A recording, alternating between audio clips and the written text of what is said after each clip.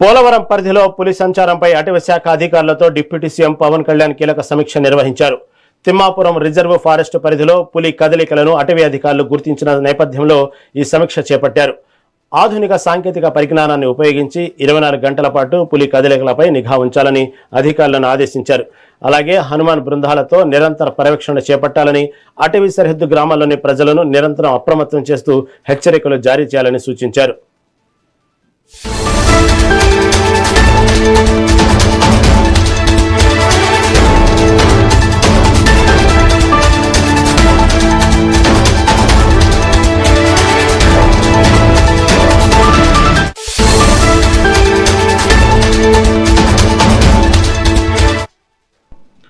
పోలవరం పరిధిలో పులి సంచారంపై అటవీ శాఖ అధికారులతో డిప్యూటీ సీఎం పవన్ కళ్యాణ్ కీలక సమీక్ష నిర్వహించారు.